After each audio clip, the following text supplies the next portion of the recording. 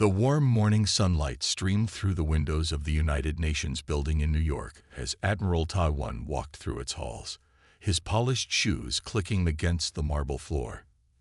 His aide hurried beside him, carrying a secure tablet containing information that would change human history forever. The Security Council chamber was packed. Representatives from every major nation sat in tense silence, their faces illuminated by the harsh fluorescent lights overhead. The weight of what they were about to learn pressed down on everyone in the room like a physical force. Admiral Taiwan placed his hands on the podium, his knuckles white with tension. He had practiced this moment countless times, but nothing could truly prepare him for it. With a slight nod to his aide, the main screen came to life. The alien message played again, just as it had when it first arrived 6 hours ago. The being on screen wasn't humanoid.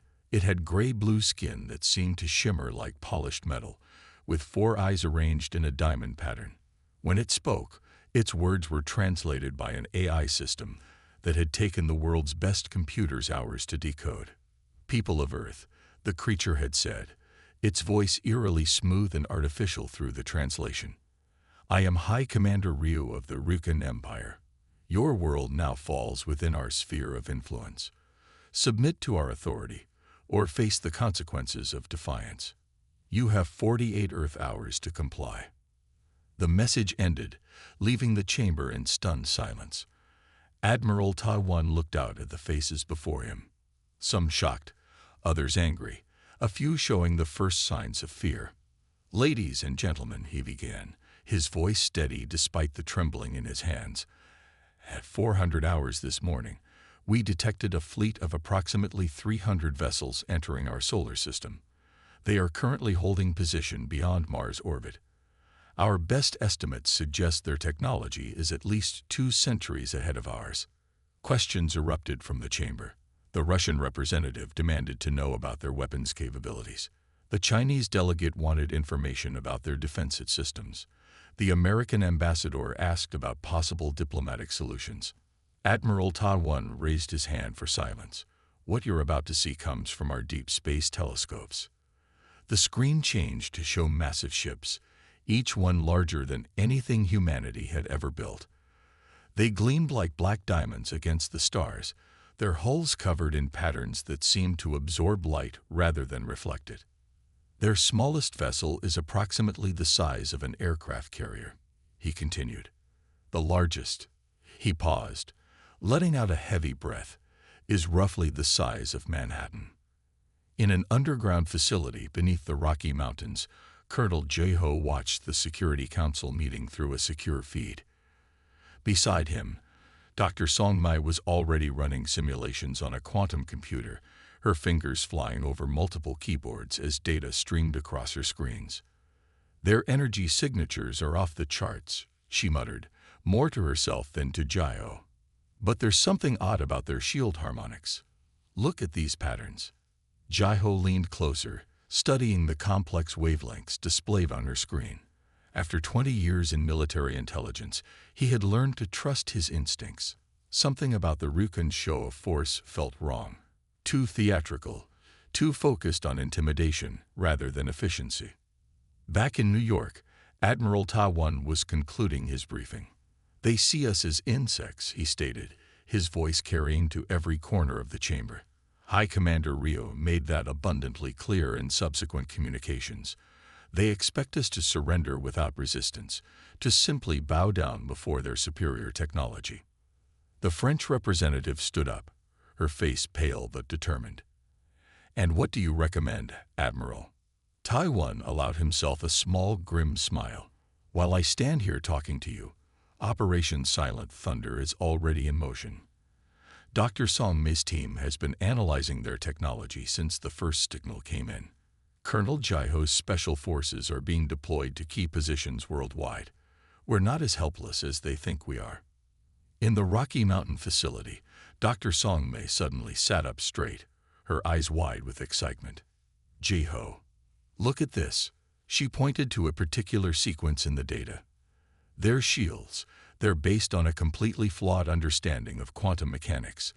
They're using brute force when they could be using finesse. It's like they never questioned their basic assumptions about how the universe works. Jaiho smiled, recognition dawning in his eyes. They're not just underestimating our technology, he said slowly.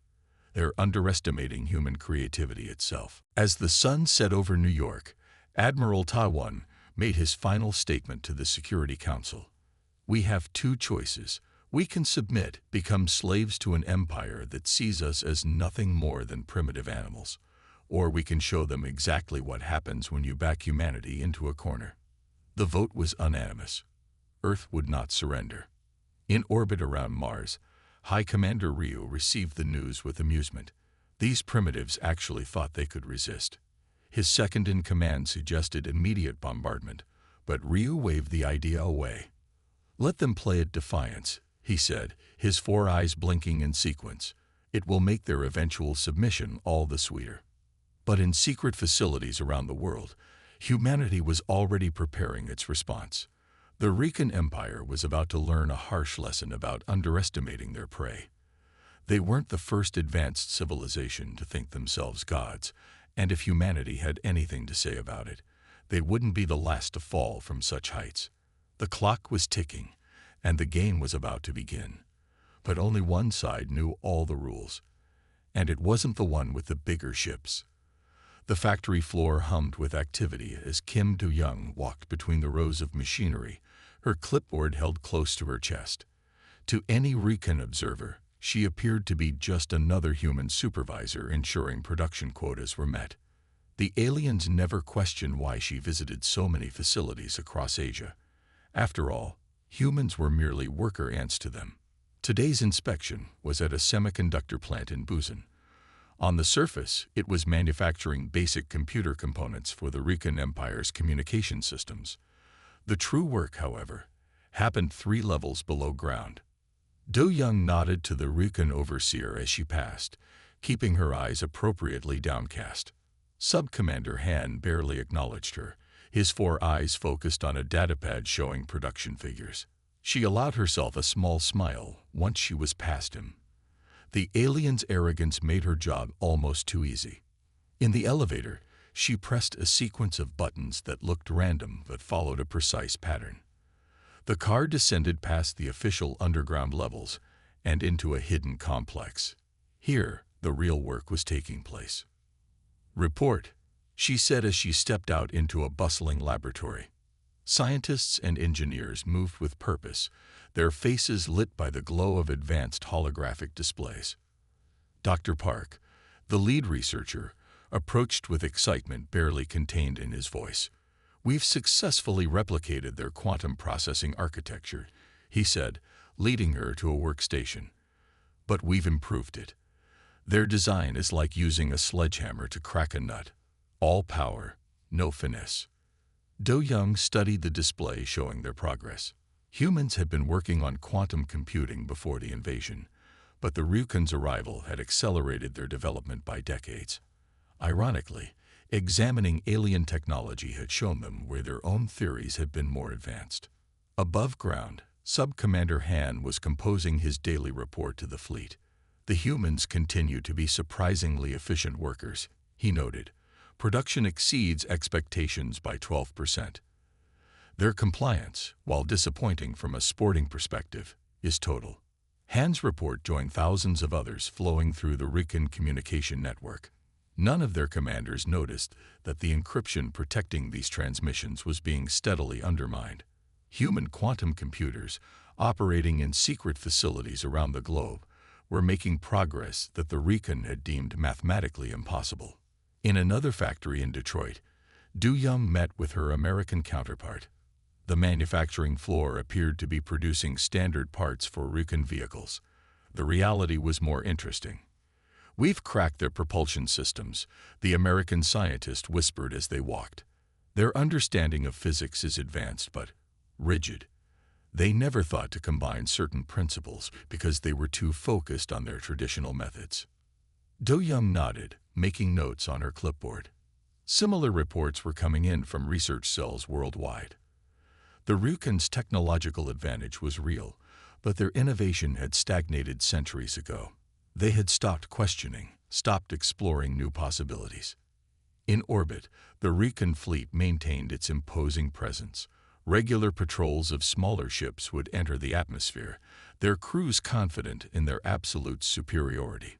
None of them noticed that each patrol was being studied, scanned, and analyzed by increasingly sophisticated human systems. Back in her central command center, hidden beneath a mundane office building in Seoul, Du Young reviewed the global progress reports. The Resistance Network had cells operating on every continent, each appearing to be isolated instances of humans working to serve their new overlords. They expect us to be primitive, she told her assembled team leaders via secure holographic conference. So we show them what they expect to see. Let them think we're struggling to understand their basic technology, while we leapfrog past their assumptions. A warning light flashed on her console. A Recon patrol was approaching the building. With practiced ease, the command center transformed. Holographic displays became ordinary computer monitors showing production schedules. Advanced research simulations were replaced by basic inventory management systems. When Sub-Commander Han made his surprise inspection, he found exactly what he expected. Humans diligently working at tasks well below his species' technological level. He noted their efficiency in his report, but failed to notice that the computers he dismissed as primitive were running complex calculations in plain sight, hidden behind simplistic interfaces. As night fell over Asia, Du Young received word that the first prototype of their hybrid quantum computer was ready for testing. Using a combination of human theoretical frameworks and reverse-engineered Recon technology, it represented something entirely new in the galaxy. Their encryption is based on the assumption that certain quantum states can't be maintained long enough to be useful, Dr. Park explained as they prepared the test. They never considered that their basic understanding of quantum mechanics might be flawed. The test was successful beyond their expectations. Within hours, they had decrypted their first batch of Recon military communications. Du Young read the translated messages with growing satisfaction. The aliens weren't just underestimating humanity. They were actively dismissing evidence of human capabilities that didn't fit their preconceptions. As she prepared for bed in her small apartment, Du Young allowed herself a moment of pride. The Recon thought they were watching a defeated species slowly learning to serve. Instead, they were watching humanity prepare for a revolution that would shake the galaxy. In his flagship, High Commander Ryu reviewed the day's reports with satisfaction. Earth's submission was proceeding exactly as expected. These primitives were learning their place in the universe. He never thought to question why human productivity was increasing so rapidly, or why their learning curve with alien technology was so steep. The Recon Empire had conquered dozens of species, and none had ever surprised them. That was about to change. Steam rose from the ancient volcanic vents of Mount Pektu as Dr. Li Jin'e worked deep within her hidden laboratory. The facility had been built in secret during the first months of the Recon occupation, its location chosen because the natural geothermal activity helped mask their energy signatures from alien scans. She stood before a massive holographic display, her eyes reflecting the complex quantum equations floating in the air before her. For 3 days straight, she had barely slept, fueled by a combination of coffee and the burning desire to crack the puzzle of Recon shield technology. "Run the simulation again," she commanded the computer system.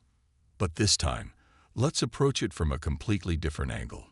Ignore everything we know about their technology and start from basic quantum principles."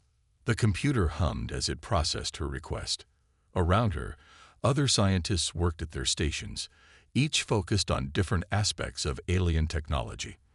They had made progress in many areas, but the shields remained their biggest challenge.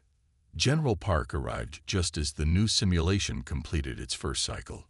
He had flown in from the Resistance headquarters, risking detection because Jin-A had promised him something big. The general's weathered face showed the strain of recent months, coordinating humanity's secret defense preparations while maintaining a facade of submission was taking its toll. "This better be worth the trip, Doctor," he said, but there was no real irritation in his voice. Jin-A had earned his trust many times over. She smiled, manipulating the holographic display with practiced gestures.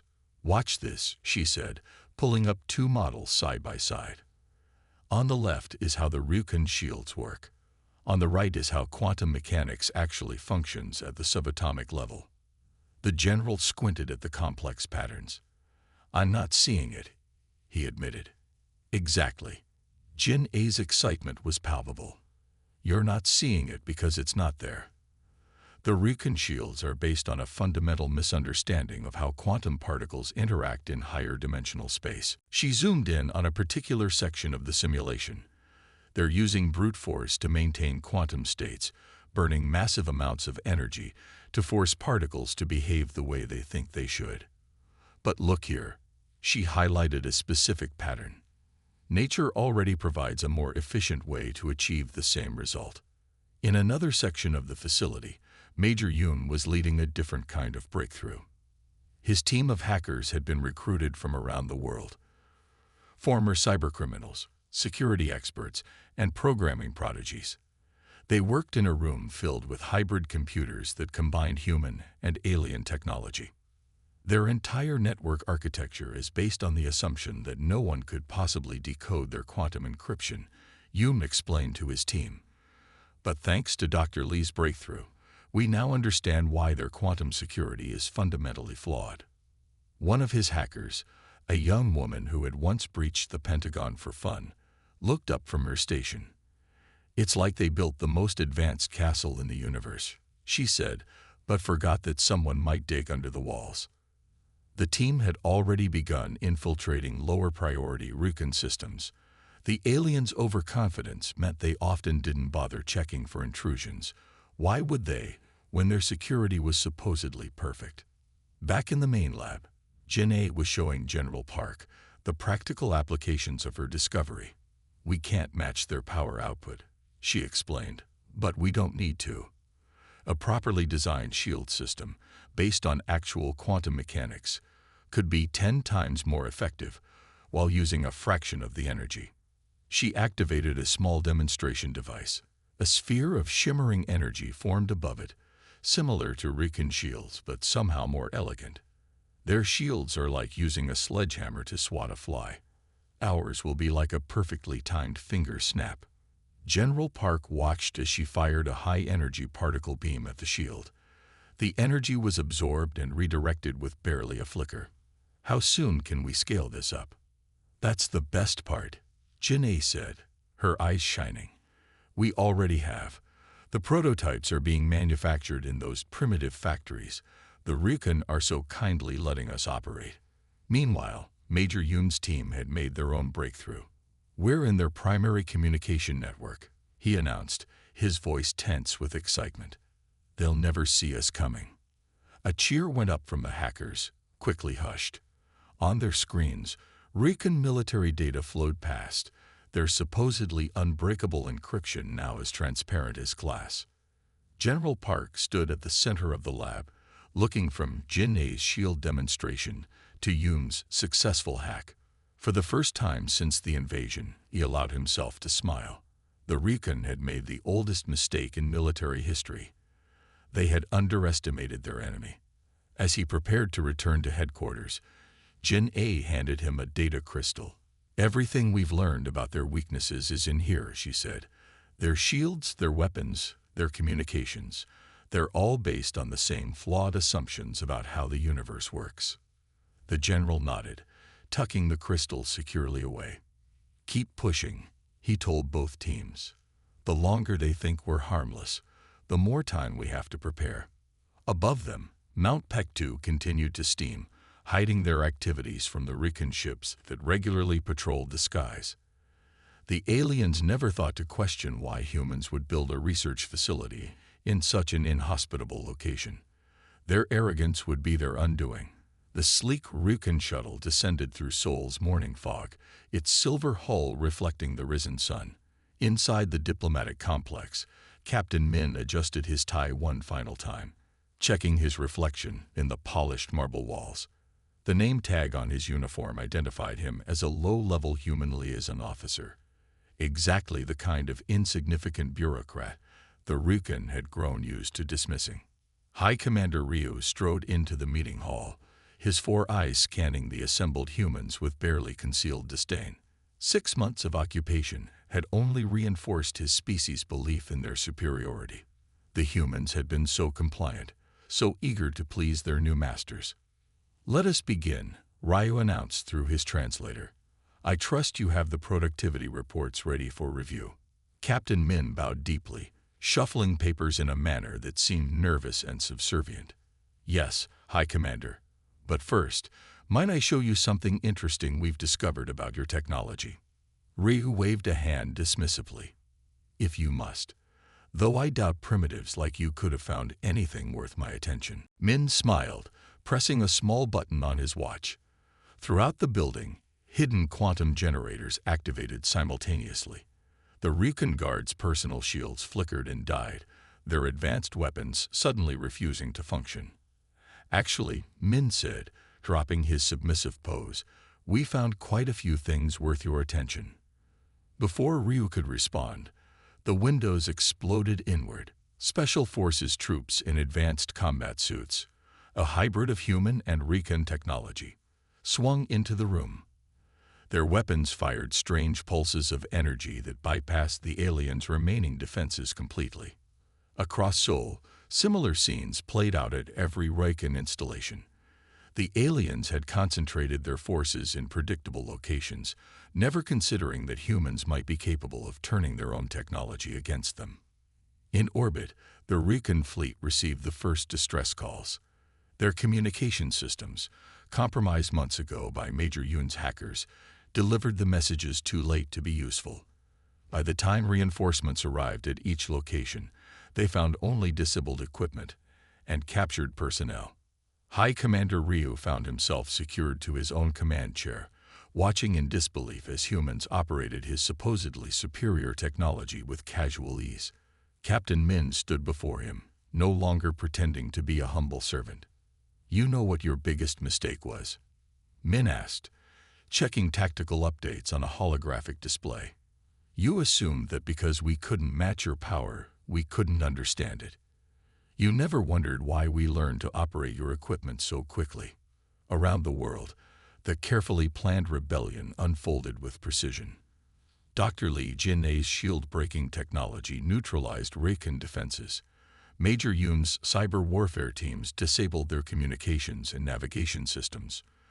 Kim Do-young's resistance networks emerged from hiding, revealing that many seemingly compliant factories had been producing advanced weapons all along. In New York, Admiral Ta Won addressed the United Nations, no longer hiding humanity's true capabilities. "The Recon Empire made a critical error," he announced to thunderous applause. "They mistook patience for weakness, preparation for submission." Back in Seoul, Captain Min's team had secured the entire command center. The Recon soldiers, their supposedly invincible technology rendered useless, had surrendered with shocking speed. They had never trained for a situation where they might be technologically outmatched. "Your shields," Min explained to the captured High Commander, "were based on forcing quantum particles to behave according to your assumptions. We simply learned to speak the particles' language instead." Ryu's translator struggled to convey his mix of rage and disbelief. "Impossible. You are primitives. We monitored your facilities. We saw nothing but basic manufacturing." Min laughed. "You saw exactly what we wanted you to see. While you were watching us build simple components, our quantum computers were hidden in plain sight, disguised as primitive processing units. Your own arrogance blinded you." Reports continued to flood in from around the globe: London, Moscow, Beijing, Washington. Every major Recon installation had fallen within the first hour. Their orbital fleet, cut off from ground support and unable to trust their own systems, found themselves facing a choice between surrender and destruction. "You should have studied Earth's history more carefully," Min told his prisoner. "Humans have a long tradition of resisting oppression. We've faced overwhelming odds before. We've defeated empires before. And we've learned from every victory and every defeat." In the streets below, civilians emerged from their homes, no longer pretending to be cowed by alien authority. The sight of Rican ships being grounded by human technology sparked celebrations across the city. High Commander Ryu watched through the command center's windows as his empire's grip on Earth crumbled. "What happens now?" he asked, his translator conveying the defeat in his voice. Captain Min checked another tactical update before responding. Now we take the fight to your worlds. You brought war to Earth thinking we were defenseless. We're going to show you exactly how wrong you were." The sun set over Seoul, but the city blazed with light and activity. Humanity had hidden its strength for 6 long months, enduring occupation while preparing for this moment. The Rican Empire had dismissed Earth as a primitive world unworthy of serious consideration. As the first day of rebellion drew to a close, that empire was learning a harsh lesson about underestimating humanity. Their worlds were about to discover what happened when you backed humans into a corner and gave them time to study your weaknesses. The war wasn't over, it was just beginning. But for the first time since the Rican arrived, they were the ones who had reason to be afraid. The captured Rican dreadnought hung in Earth orbit like a massive black arrow pointed at the stars. Commander Kang stood on its bridge, watching Earth's first strike fleet assemble around his flagship. The ships were a mix of captured Rican vessels and hybrid craft of human design, their hulls gleaming with modifications that would have horrified their original builders. "Status report," he called out to his bridge crew. Humans sat at stations originally designed for 4-eyed aliens, their interfaces modified with Earth technology that made the Rican systems look clumsy and outdated. "All ships report ready," his executive officer responded. "Dr. Songmi's latest data package has been loaded into our transmission systems. The Rican colonies won't know what hit them." Kang smiled, remembering how the aliens had mocked Earth's primitive communication technology. They had never imagined that humans would turn their own media networks into weapons of psychological warfare. In her command center beneath Seoul, Dr. Songmi was putting the final touches on her latest information campaign. Her team had spent months studying Rican culture, their social structures, and most importantly, their fears. "Their empire is built on the myth of superiority," she explained to her staff. "Once we show their population how easily humans defeated their forces on Earth, that myth will crumble." The strike fleet accelerated out of orbit, using modified jump drives that operated on principles the Rican had never considered. Human engineers had redesigned the alien technology, making it more efficient by working with quantum mechanics instead of against it. "Set course for the Rican colony world of Nexus Prime," Commander Kang ordered. "Let's show them what these ships can really do." The journey took 3 days, a trip that would have taken Rican ships 2 weeks. The aliens had never thought to question their fundamental assumptions about faster-than-light travel, but human physicists had found better ways almost immediately. As they approached Nexus Prime, Dr. Songmi's plan went into action. The fleet began broadcasting on all Rican frequencies, using their own communication protocols against them. The messages were carefully crafted to create maximum impact. "People of the Rican Empire," the broadcasts began, showing footage of Earth's liberation. "Your leaders told you we were primitives. They told you we were safely under control. They lied." On Nexus Prime, the broadcasts cut through the official censorship networks like they didn't exist. Rican civilians watched in shock as their invincible forces were systematically dismantled by human technology. The colony's defense fleet rushed to intercept the Earth ships, expecting an easy victory against stolen vessels. Instead, they found themselves facing weapons they had never imagined possible. Human-designed quantum disruptors bypassed their shields completely, while modified energy weapons struck with impossible precision. "Target their command and control systems only," Kang ordered. "Minimal casualties. Dr. Songmi needs their population intact and watching." The battle lasted less than an hour. The Rican defenders, trained to rely on overwhelming force and superior technology, had no answer for human tactical innovations. Their rigid military doctrine fell apart in the face of strategies they had never encountered. As the defense fleet surrendered, Dr. Songmi's broadcast continued. "Your empire is built on lies. The messages declared, "Humans are not primitive. We are not inferior. And we are not alone in questioning the Ryukan Empire's right to rule." The colony's civilian population, already shaken by the ease with which their defenses had been overcome, began sharing the broadcasts widely. Underground resistance movements, inspired by Earth's example, started emerging on dozens of worlds. Their biggest weakness, Dr. Song Mai told her team as reports flooded in, is their inability to adapt. They've been the dominant power for so long, they've forgotten how to change. Commander Kang watched from his flagship as Nexus Prime's government surrendered. The colony's leaders had seen enough to know they couldn't win, not against an enemy who understood their technology better than they did. "Set course for the next target," he ordered. "Let's keep the momentum going." Across Ryukan space, the impact of Earth's victory spread like wildfire. Dr. Song Mei's psychological warfare campaign struck at the very foundations of their society. Every successful attack proved that humans weren't just fighting back. They were fighting smarter. The Ryukan High Command scrambled to respond, but their centuries of rigid thinking worked against them. They couldn't adapt quickly enough to counter human innovations, and their population was starting to ask dangerous questions about their leadership. Back on Earth, the resistance leaders met to discuss their progress. The captured High Commander Rio, now understanding the true scope of human capabilities, could only watch in disbelief. "Your people never asked why we learned your technology so quickly," Dr. Song Mai told him. "You never wondered why we seemed to understand your systems almost instantly. You were so convinced of your superiority that you missed all the warning signs." The strike fleet continued its advance through Ryukan space, each victory adding to the psychological impact of Earth's campaign.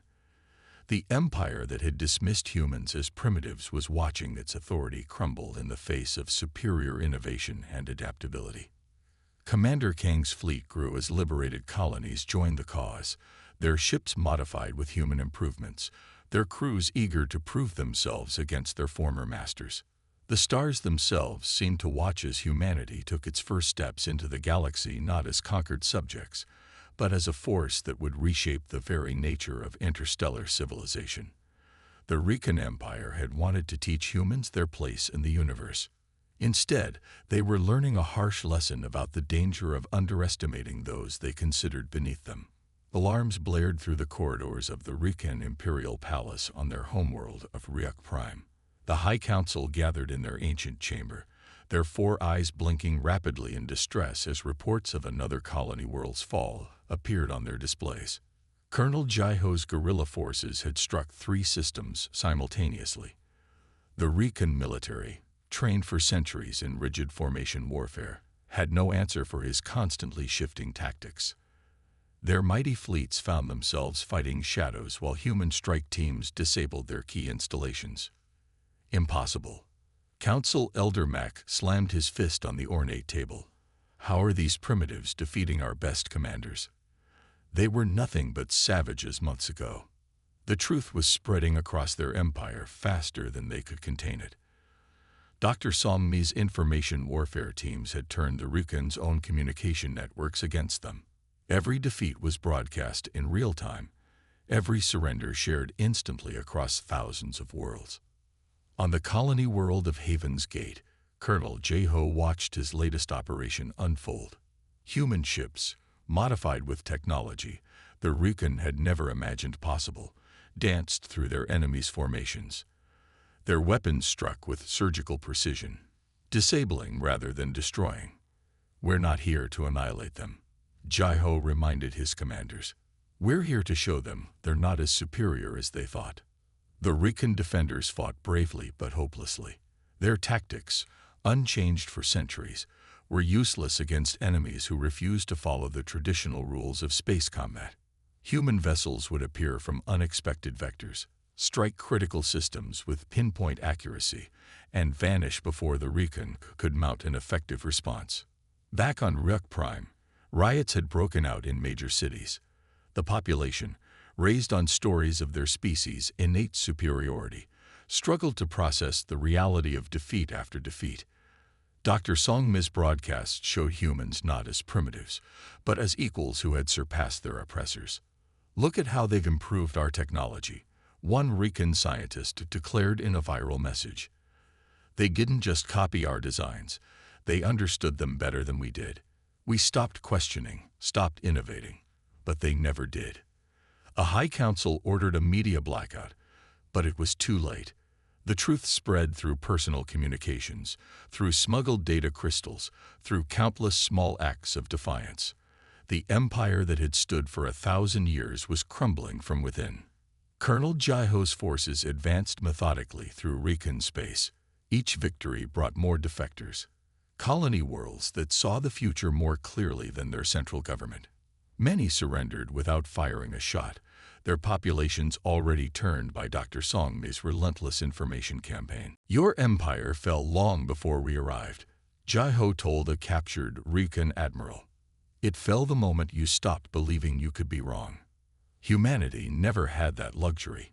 We had to keep learning, keep adapting, keep questioning everything we thought we knew. The Rican military, once the most feared force in known space, found itself paralyzed by indecision. Their commanders, trained to follow ancient doctrines without question, couldn't adapt to human tactics that changed with every engagement. On a dozen worlds, Rican citizens began openly calling for reform.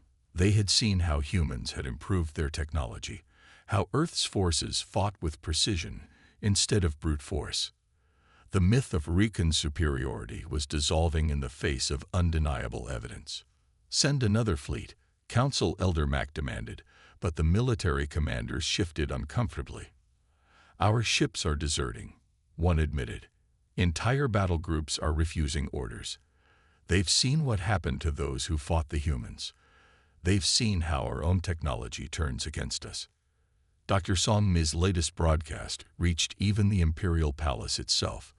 It showed Earth's cities rising stronger than before, human innovations improving Rican technology in ways their creators had never imagined. But most devastatingly, it showed Rican civilians and humans working together on liberated worlds. Colonel Jaiho's forces approached the core systems of the Empire. The once mighty Rican defense fleets were in disarray, their commanders unable to trust their own systems, or increasingly, their own crews. Your people are not our enemy. Jaiho's message reached every corner of Rican space. Your leadership's arrogance is, surrender and help us build something better than an empire built on false superiority. The High Council watched helplessly as their authority crumbled. Centuries of rigid hierarchy and unquestioning obedience had left them unable to comprehend, let alone counter, an enemy that adapted faster than they could respond. In the streets below the Imperial Palace, the first protests began. Rican citizens, their faith in their leaders shattered, called for immediate reform. They had seen the truth in Dr. Songmi's broadcasts. Their civilization had stagnated, while humanity had taken their technology and improved it through endless innovation. Colonel Jaiho's fleet hung in orbit around the last major colony world before Ruk Prime itself.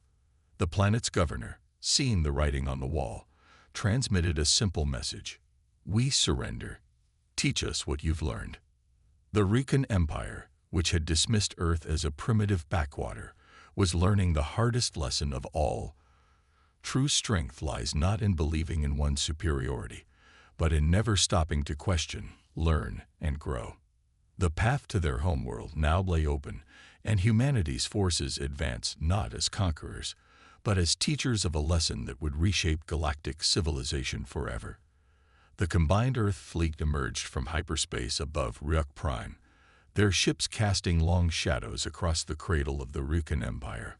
Admiral Taiwan stood on his flagship's bridge, remembering that morning at the UN when he had first shown humanity the alien transmission. How far they had come since then. This is Admiral Taiwan of Earth. He broadcast on all frequencies. Your colonies have fallen. Your fleets are scattered. Surrender now, and let us end this without further bloodshed. The response came in the form of energy weapons fire. The remaining loyalist forces of the Empire had gathered for one final stand above their homeworld. Their ships, still impressive in size and power, moved to engage the Earth fleet. "So be it," Taiwan said quietly. "All ships, execute Battle Plan Sigma. Show them everything we've learned." The battle that followed would be studied in military academies for centuries to come. Human vessels, incorporating both Earth innovation and improved recon technology, moved with a grace their original designers had never imagined possible.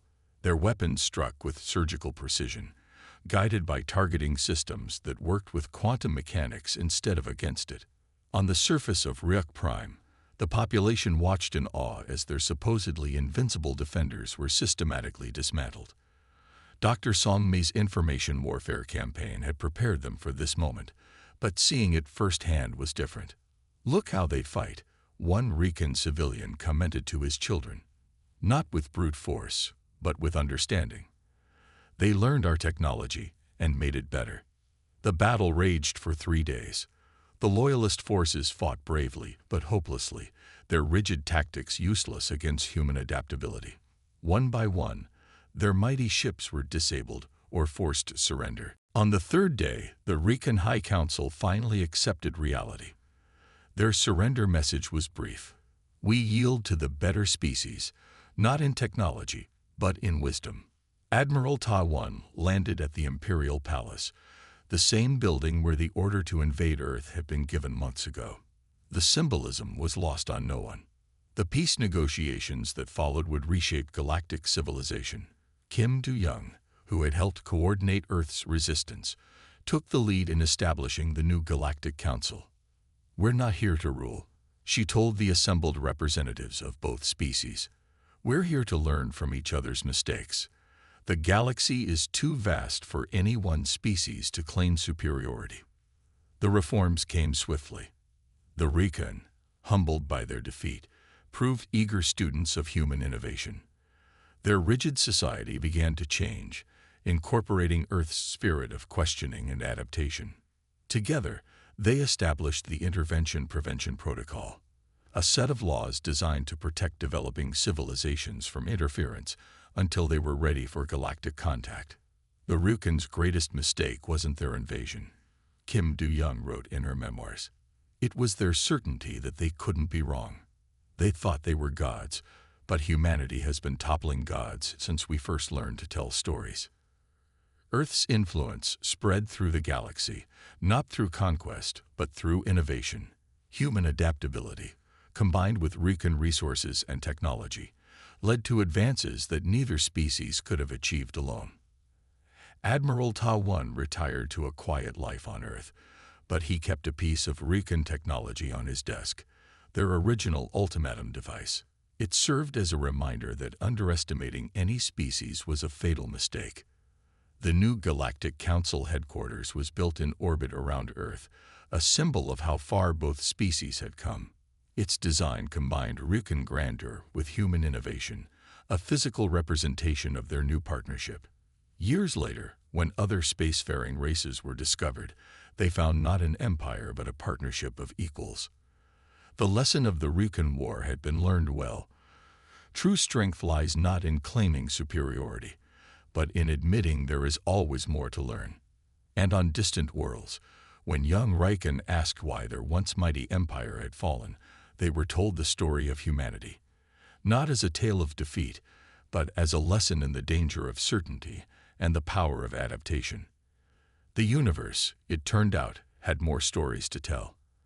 And this time, both humans and Rican were ready to listen, learn, and grow together. As Kim Do-young looked out at the stars from the council chamber, she smiled. The Rican had wanted to teach humanity its place in the universe. Instead, they had learned that no species truly knows its place until it stops believing it knows everything. The stars stretched out before them, full of new mysteries to solve and lessons to learn. And this time, they would face them together.